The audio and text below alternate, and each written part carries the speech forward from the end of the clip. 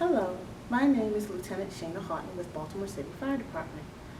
I'm here to talk to you today about life safety, but also about what I do with the Baltimore City Fire Department and the reason why I joined the Baltimore City Fire Department.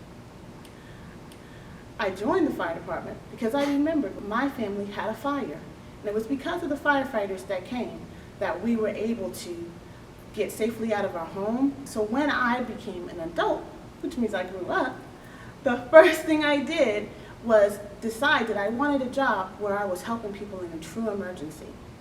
When I joined the fire department, I came in as a firefighter paramedic apprentice, which was known as an FPA.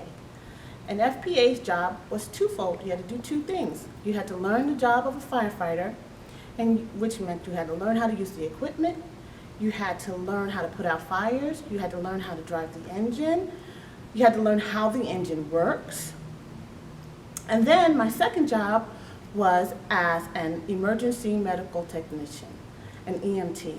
So I also had to learn how to drive the ambulance, which meant I need to know how to read a map so that I can get to where I was going. I need to know my area, so I needed to know Baltimore City and all of the hospitals in Baltimore City. It was 6 months of really, really difficult training. We have to carry the 70 pounds of equipment that we put on when we put on our firefighter gear, like our friend right here, but also the additional things that we need to learn.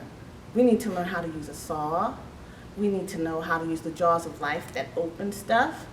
We needed to learn all the tools on the engine, because I was on an engine, so that what does the engine do? The engine carries the water. The truck carries the ladders.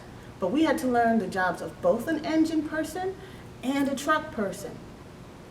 So after about 8 years of being a community helper, of being a firefighter and an EMT, I was able to go into working for the Office of the Fire Marshal. Baltimore City is one jurisdictions that has their own fire marshal. He works hand in hand with the state fire marshal, and he makes sure that we are in compliance with everything that we need to do to keep our citizens, our community, safe. They make sure that we're doing everything we can before a fire happens to make sure that you're safe. And that includes talking to people. That includes going into apartment buildings and making sure that they stay in compliance. So everywhere that you go, we have to make sure that those places are safe for you and your family.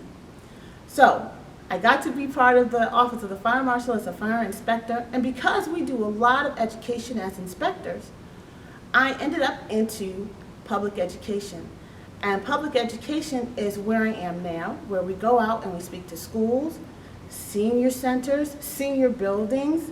We go to hospitals, we go to colleges, we go to several different places, community events, to tell you and remind you about fire safety. When you see your firefighters, every week they come together and they do what's called battalion training. That means that all of those companies in all of those areas come together and they learn something new, or they go over something old, something that they need to remember, because we're always learning and always practicing. Education doesn't just stop when you leave school. You're always learning, so you always need to remember that. You always need to read, keep current on things that are going on in your area so that you know how to help your family.